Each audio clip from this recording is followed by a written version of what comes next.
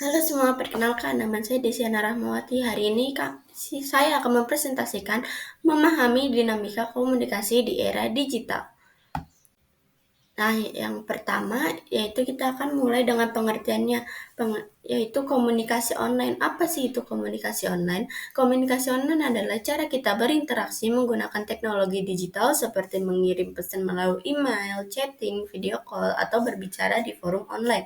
Sedangkan media sosial adalah platform internet di mana seperti Facebook, Instagram, Twitter, dan TikTok yang memungkinkan kita untuk berbagi konten foto, video, teks, dan berkomunikasi dengan orang lain. Nah, mengapa hal ini penting? Karena komunikasi online dan media sosial telah menjadi bagian dari kehidupan sehari-hari, mempengaruhi cara kita berinteraksi, mendapatkan informasi, dan membentuk opini. Nah, selanjutnya kita akan mencari tahu nih perbedaan komunikasi online dan tatap muka. Yang pertama adalah tanpa kehadiran fisik.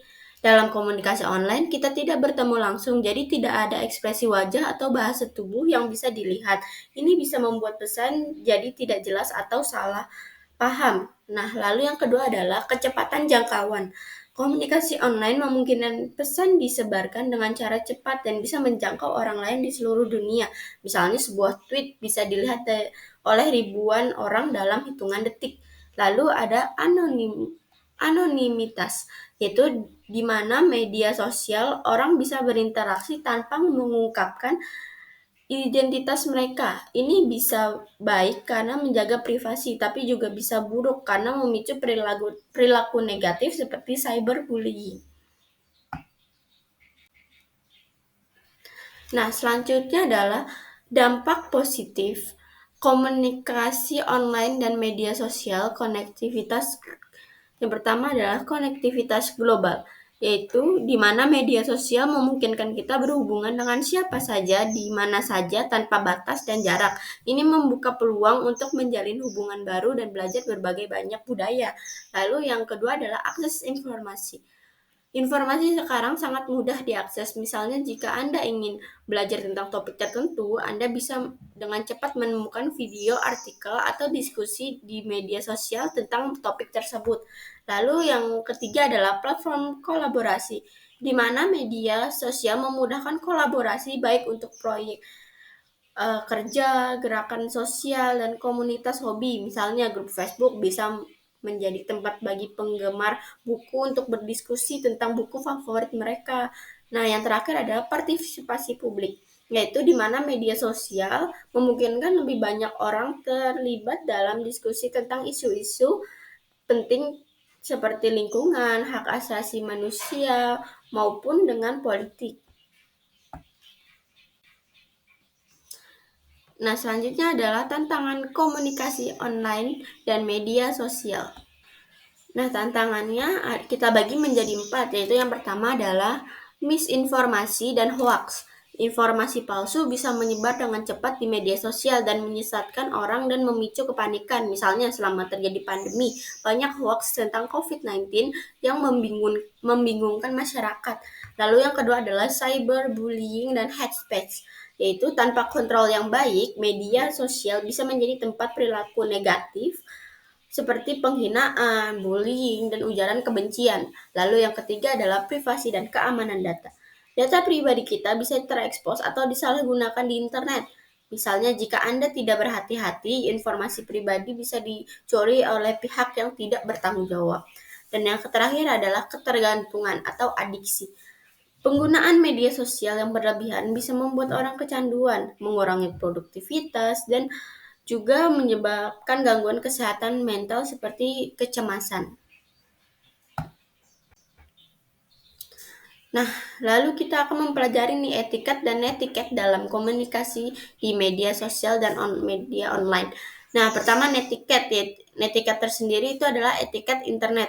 Nah, netiket adalah panduan untuk berperilaku baik di internet. Ini termasuk tidak menyebarkan hoaks, menghormati orang lain, terus juga tidak menulis hal-hal yang menyinggung ke orang lain. Nah, lalu ada etiket dalam konten. Nah, saat membuat atau membagikan konten, penting untuk menghormati hak cipta dan bertanggung jawab atas apa yang Anda bagikan. Misalnya, jangan mengambil karya orang lain tanpa izin. Nah, itu juga termasuk dalam etiket dalam pembuatan konten. Selanjutnya adalah strategi komunikasi efektif di media sosial. Yang pertama adalah konten yang relevan dan menarik. Nah, di sini buatlah konten yang sesuai dengan audiens Anda dan menarik perhatian mereka. Misalnya, jika audiens Anda anak-anak muda, buatlah konten yang kreatif dan visual sehingga anak-anak muda tertarik untuk melihatnya. Nah, hal yang kedua adalah autentifikasi dan transparansi. Jadilah diri sendiri dan jujur dalam komunikasi Anda. Orang yang lebih percaya pada akun yang terlihat asli dan transparan. Lalu, engagement dan interaksi. Terlibat dengan audiens Anda, balas komentar, ajukan pertanyaan, dan buat diskusi, itu mampu membuat komunitas yang solid. Nah, lalu pemantauan dan analisis. Gunakan alat analitik untuk melihat apa yang berhasil dan apa yang tidak. Misalnya, periksa seberapa banyak orang menyukai, berkomentar, atau membagikan postingan Anda. Nah, selanjutnya kita akan membahas studi case yang ada dua nih. Yang pertama adalah selama pandemi COVID-19, sebuah pesan viral di media sosial mengklaim bahwa minum air hangat setiap 15 menit bisa membunuh virus corona. Pesan ini disebarkan dengan cepat dan diterima banyak seperti fakta di masyarakat seperti itu. Nah, lalu apa sih dampak hoaxnya, kontribusi komunitas online dan strategi pengurangi hoax? Nah, yang pertama adalah kita akan membahas dampak hoaxnya dulu nih. Nah, masyarakat mungkin merasa aman secara palsu dan mengabaikan protokol kesehatan yang efektif seperti memakai masker. Nah, itu adalah salah satu di mana masyarakat bisa menerima hoaxnya dan termakan oleh berita palsu tersebut. Nah, lalu kontribusi komunikasi online. Nah, di sini informasi menyebarkan dengan cepat di media sosial dan aplikasi pesan tanpa verifikasi memungkinkan hoaks menjadi lebih viral. Nah, lalu strategi mengurangi hoaks ini yaitu edukasi publik dengan verifikasi informasi, kolaborasi dengan platform media sosial, dan menghapus hoaks dan penyuluhan dari otoritas kesehatan. Nah, selanjutnya adalah studi kasus yang kedua. Sebuah kampanye di media sosial, It's Okay to Talk, diluncurkan untuk meningkatkan kesadaran tentang kesehatan mental. Kampanye ini menarik perhatian luas setelah didukung oleh influencer dan selebritis.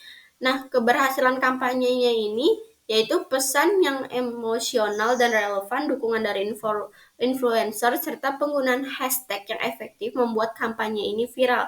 Lalu ada dampak positifnya juga. Dampak positifnya yaitu meningkatkan kesadaran tentang kesehatan mental, mengumpulkan dana dan layanan kesehatan, dan serta membangun komunitas dan dukungan. Nah, penjelajaran yang inisiatif sosial yaitu gunakan pesan autentik, libatkan influencer, dan manfaatkan hashtag untuk menjangkau audiens yang lebih luas. Nah, kesimpulan dari seluruh inti dari materi hari ini adalah komunikasi online dan media sosial memiliki kekuatan yang besar untuk membentuk opini dan perilaku masyarakat.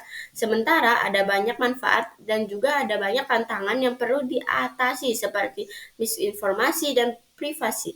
Dan dengan memahami dan menerapkan strategi komunikasi yang tepat, kita bisa memaksimalkan dan meminimalkan risiko penggunaan media sosial.